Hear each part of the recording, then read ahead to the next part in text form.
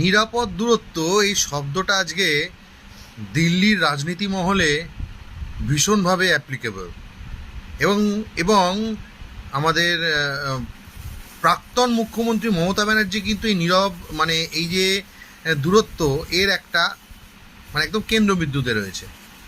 এই নিরাপদ দূরত্বে প্রথমে হচ্ছে বিদ্রোহী সাংসদরা দিল্লিতে একটা জায়গাতে ইন্ডিয়া জোটের বৈঠক হচ্ছে, যেখানে মমতা ব্যানার্জি এবং তার পুত্রসম ভাইপো তারা সেখানে জয়েন করেছেন।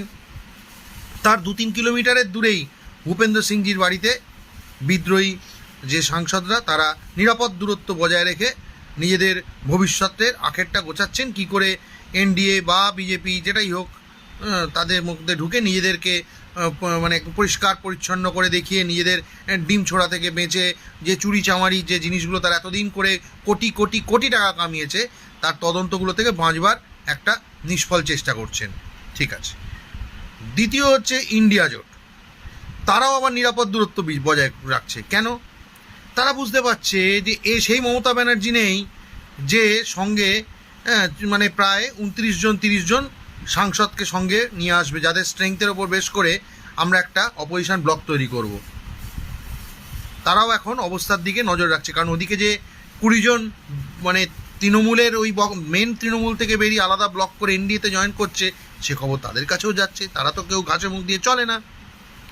তৃতীয় হচ্ছে সাংবাদিক কুল, কিছু সেই বিখ্যাত সাংবাদিক কুল যারা এই অভিষেক ব্যানার্জির অঙ্গুলি হেলনে নাচানাচি করতেন এবং মাসিক খামগুলো সস্থানে সুন্দরভাবে নিজেদের পকেটে পুরতেন, তারাও নিরাপদ দূরত্ব বজায় রাখছে, কারণ তাদেরও পলিটিক্যাল কেরিয়ারটা বজায় রাখতে হবে। তারা শুধু নিরাপদ দূরত্বে দাঁড়িয়ে খবরগুলোকে কভার আপ করছেন।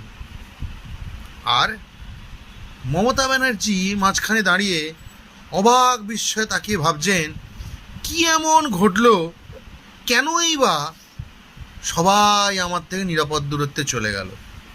কিন্তু তবু পুত্র স্নেহ মাফ করবেন, ভাইপো স্নেহ থেকে কিন্তু উনি বেরোতে পারছেন না। দল যাক গাধার, কিন্তু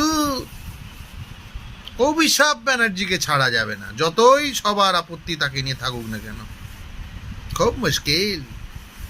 এবার রাজনৈতিক সন্ন্যাসটা নিয়েই নিন ম্যাডাম, আপনার সময় হয়ে গেছে।